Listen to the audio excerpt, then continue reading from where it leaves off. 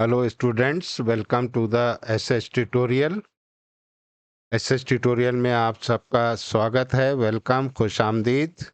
आज हम लोग डिजिटल इलेक्ट्रॉनिक्स में फ्लोटिंग पॉइंट नंबर्स के बारे में पढ़ना शुरू करेंगे। तो फ्लोटिंग पॉइंट नंबर होता क्या है? एक्चुअली डिजिटल इलेक्ट्रॉनिक्स में फ्लोटिंग पॉइंट नंबर एक तरह से रियल नंबर को रिप्रेजेंट करने का एक तरीका है, जिसमें हम बड़ी वैल्यू को स्टोर और मैनिपुलेट कर सकते हैं।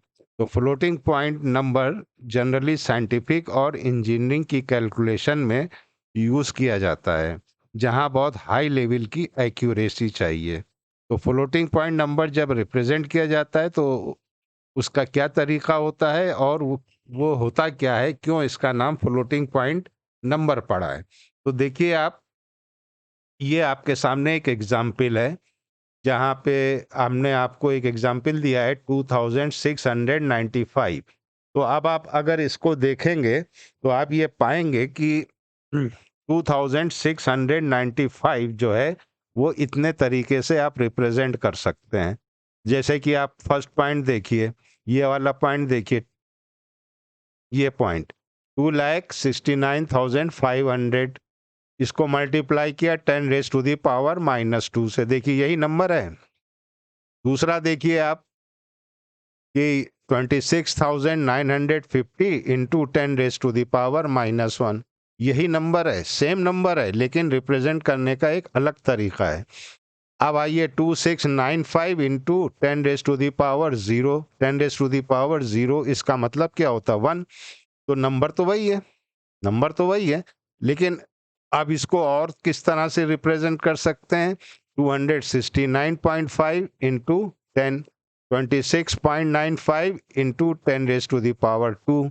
तो आप इस तरह से रिप्रेजेंट कर सकते हैं। तो यहाँ पे आपने क्या ऑब्जर्व किया? देखिए, पहले वाला पॉइंट, पहला नंबर आपने लिया, दूसरे नंबर में क्या हो रहा है कि डेसिमल जो है वो लेफ्ट साइड में एक डिजिट मूव कर गया। फिर तीसरे नंबर में देखिए कि फिर एक डिजिट मूव कर गया, ठीक है ना? फिर इस वाले में देखिए कि फिर एक डिजिट मूव कर गया। फिर इस वाले में देखिए ये फिर डेसिमल जो है ये फिर मूव कर गया। तो ये फ्लोट कर रहा है और इसको हम अपने रिक्वायरमेंट के हिसाब से लिख सकते हैं, ठीक है? अब जो फ्लोटिंग पॉइंट नंबर होता है उसमें क्या क्या चीजें होती हैं, इसको थोड़ा सा समझ लीजिए। एक ये नंबर आपके सामने लिखा हुआ है, तो अब जो भी नंबर है वो कैसे रिप्रेजेंट करते हैं? तो देखिए, पहला क्या चीज है? माइनस। तो इसे कहते हैं sign of mantissa, sign of mantissa. फिर क्या आया? फिर आपके पास आया ये डेसिमल पॉइंट। तो डेसिमल पॉइंट क्या है? पोजीशन ऑफ डेसिमल पॉइंट, कहाँ पे ये पोजीशन है। फिर जो ये नंबर है ये कहलाता है मेंटिसा, इंटू 10⁻² या 2⁻², जो भी है ये कहलाता है बेस, 10⁻⁻4। तो 10 क्या चीज है? बेस। और क्या चीज है? एक्सपोनेंट। और ये माइनस क्या इंडिकेट कर रहा है कि एक्सपोनेंट का साइन क्या है, माइनस है या प्लस है। तो देखिए, कोई भी नंबर है उसमें इतने पार्ट्स होते हैं, ये आपको समझ में आ जाना चाहिए कि पहला कि जो नंबर है वो नेगेटिव है या पॉजिटिव है, उसे कहते हैं साइन ऑफ मेंटिसा। फिर डेसिमल की पोजीशन कहाँ है, ठीक? उसके बाद जो नंबर है उसे कहते हैं मेंटिसा। फिर जो बेस है, यानी 10 है या 2 है या 8 है, जो भी है वो कहलाता है बेस। उसके सर के ऊपर जो बैठा है वो कहलाता है एक्सपोनेंट। अब एक्सपोनेंट माइनस भी हो सकता है, प्लस भी हो सकता है, नेगेटिव भी हो सकता है और पॉजिटिव भी हो सकता है। तो फ्लोटिंग पॉइंट नंबर जब रिप्रेजेंट किया जाता है तो उसमें एक होता है साइन बिट, एक मेंटिसा और एक एक्सपोनेंट होता है, तीन पार्ट होते हैं। तो मेंटिसा सिग्निफिकेंट डिजिट को दर्शाता है, मेंटिसा सिग्निफिकेंट डिजिट को बताता है, जबकि एक्सपोनेंट उस नंबर के मैग्नीट्यूड को बताता है, एक्सपोनेंट उस नंबर के मैग्नीट्यूड को बताता है। साइन बिट जो है वो पॉजिटिव भी हो सकता है और नेगेटिव भी हो सकता है। तो नंबर ऑफ बिट्स के ऊपर दो तरह के सिस्टम होते हैं। एक कहलाता है, दो तरह के प्रिसीजन्स होते हैं, एक कहलाता है सिंगल प्रिसीजन और दूसरा कहलाता है डबल प्रिसीजन। सिंगल प्रिसीजन में 32 बिट्स होते हैं और डबल प्रिसीजन में 64 बिट होते हैं। अब 32 बिट में क्या डिवीजन है? 32 बिट में एक बिट तो होता है साइन बिट, एक्सपोनेंट होता है 8 बिट का। अब बचे कितने? 23 बिट, तो ये कहलाता है मेंटिसा। 64 बिट में एक बिट रिजर्व है साइन बिट के लिए, एक्सपोनेंट 11 बिट में लिखा जाता है और मेंटिसा जो है वो 52 बिट में लिखा जाता है। तो दो तरह के हो गए, एक सिंगल प्रिसीजन और एक डबल प्रिसीजन। ये हमने यहाँ पे ब्लॉक डायग्राम से आपको समझाया है कि ये पहली चीज क्या है। पहले क्या लिखेंगे? साइन लिखेंगे, प्लस है या माइनस है। तो एक बिट तो यही हो गया, यहाँ पे ये एक बिट हो गया, फिर ये हो गया 8 बिट और ये हो गया 23 बिट। ठीक, टोटल हो गया 32 बिट। यहाँ पे आइए, ये एक बिट हो, ये 11 बिट हो गया और ये मेंटिसा 52 बिट हो गया। टोटल हो गए आपके 64 बिट हो गए, 64 बिट हो गए। लेकिन इसको लिखने के लिए पहले हमें कुछ समझ लेना चाहिए और कैसे लिखा जाता है। जो बहुत इंपॉर्टेंट चीज है वो ये है कि नॉर्मलाइज किया जाता है। तो नॉर्मलाइजेशन क्या होता है, पहले इस चीज को समझा जाए। नॉर्मलाइजेशन जो है वो फ्लोटिंग पॉइंट को स्टैंडर्ड फॉर्म में लिखने का एक तरीका होता है। तो इसमें क्या करते हैं कि मोस्ट सिग्निफिकेंट बिट जो मेंटिसा की होती है, मेंटिसा की मोस्ट सिग्निफिकेंट बिट जो होती है वो हमेशा 1 होनी चाहिए, except for the special cases. हो सकता है किसी किसी में 0 भी हो, लेकिन हमेशा 1 होनी चाहिए। तो नॉर्मलाइज बाइनरी पॉइंट को करने के लिए क्या करते हैं कि उसको शिफ्ट करते हैं, डेसिमल पॉइंट को शिफ्ट करते हैं लेफ्ट या राइट में, और इस तरह से शिफ्ट करते हैं कि मेंटिसा से पहले 1 हो, मेंटिसा से पहले 1 हो।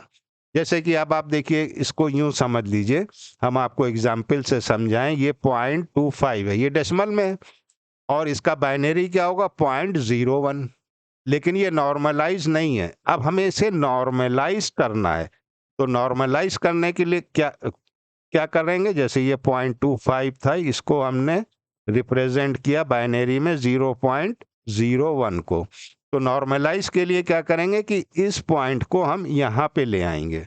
तो इसको कैसे लिख सकते हैं? हम लिख सकते हैं 1.0 इंटू, अब चूंकि ये बाइनरी है तो बेस 2 लेंगे, और कै खाने खिसका है? राइट में 2 खाने, यानी -2। कितने बिट ये मूव किया है? इधर मूव किया है। और कितने बिट को इसने जंप किया है? 2 बिट को। तो 2⁻² -2।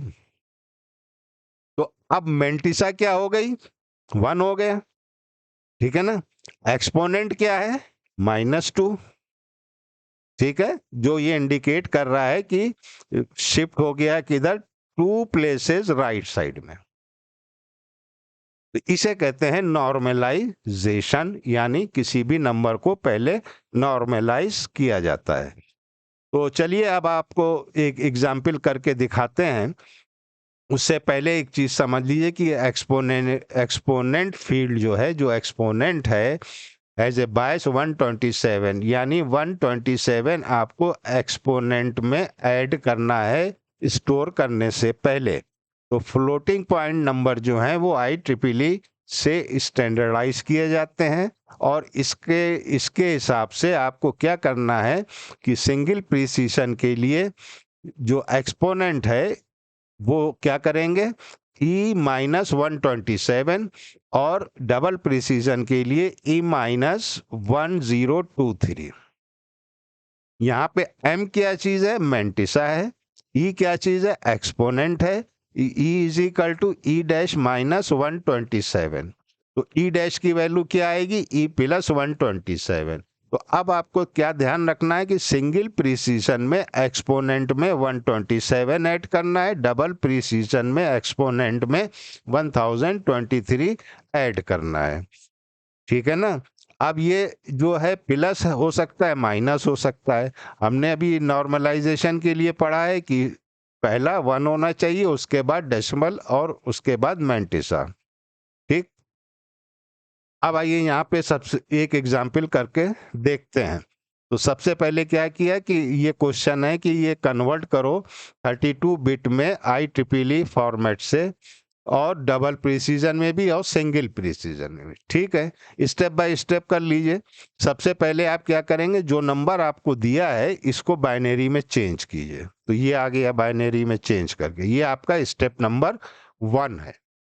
जो भी डेसिमल नंबर है, अगर आपको बाइनरी में दिया है तब तो कोई बात ही नहीं है। अब अगर डेसिमल में दिया है तो इसको सबसे पहले आपको चेंज करना है बाइनरी में। फिर दूसरा स्टेप क्या है, नॉर्मलाइज करना है।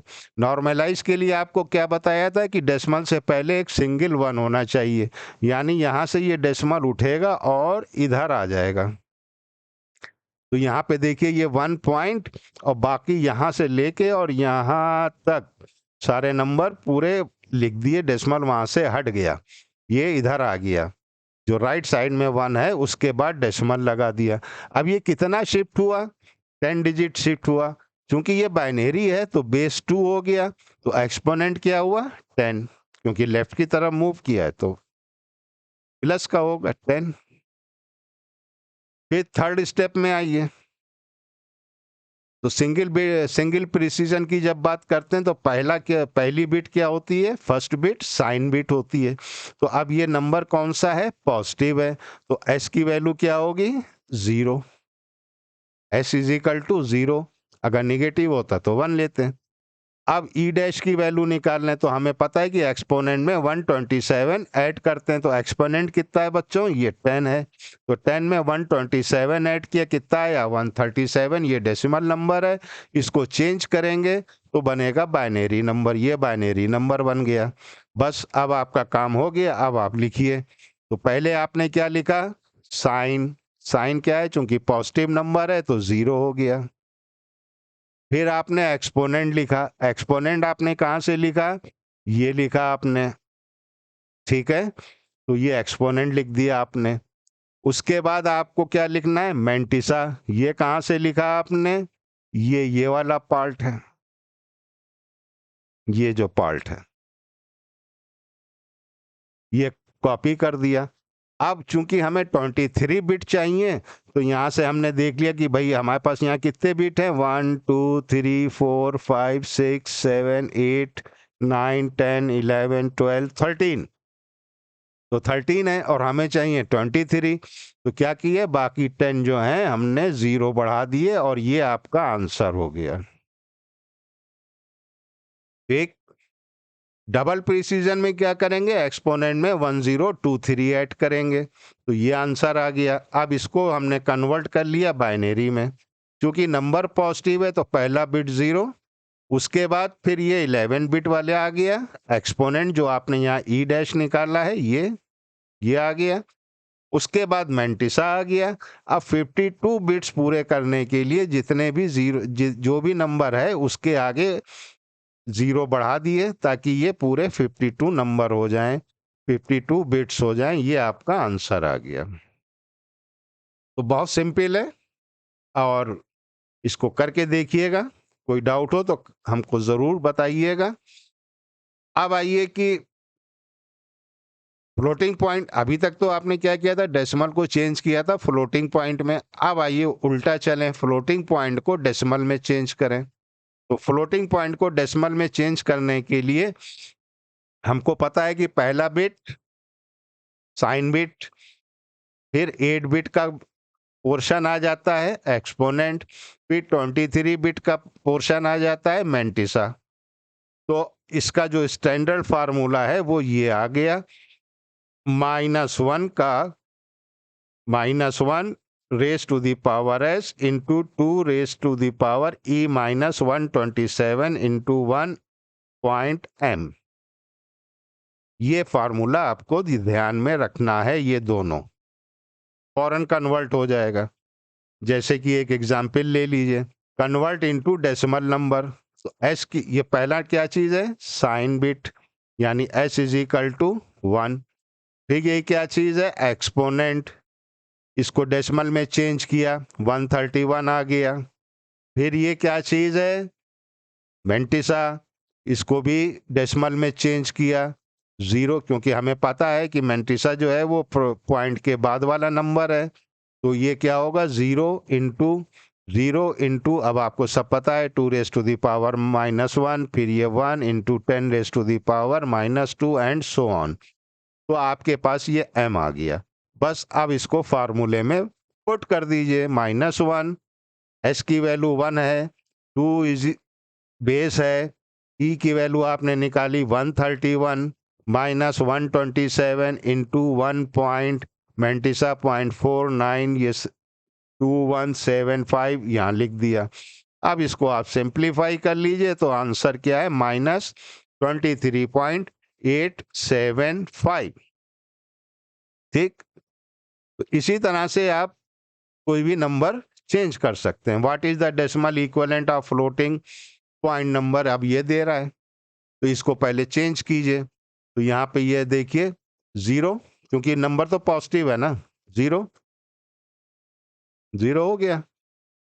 इसको कन्वर्ट कैसे किया, फिर एक्सपोनेंट, एक्सपोनेंट में ये वैल्यू आ गई, उसके बाद ये वैल्यू आ गई मेंटिसा की, क्योंकि पॉजिटिव है तो s इज इक्वल टू 0। ई की वैल्यू निकाल लीजिए, m की वैल्यू यहाँ से निकाल लीजिए और इस फार्मूले में पुट कर दीजिए। तो ये 3 है, ये नंबर 3 है।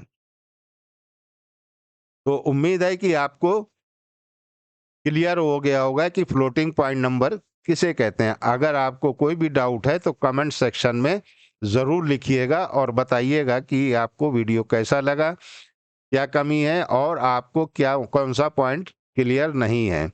वीडियो को लाइक कीजिए, शेयर कीजिए और वीडियो को लाइक कीजिए, शेयर कीजिए, चैनल को सब्सक्राइब कीजिए, बेल आइकन बटन ज़रूर प्रेस कीजिएगा ताकि आपको नए वीडियो की नोटिफिकेशन मिलती रहे। मिलते हैं नेक्स्ट वीडियो में। Till then, good bye, take care of your self.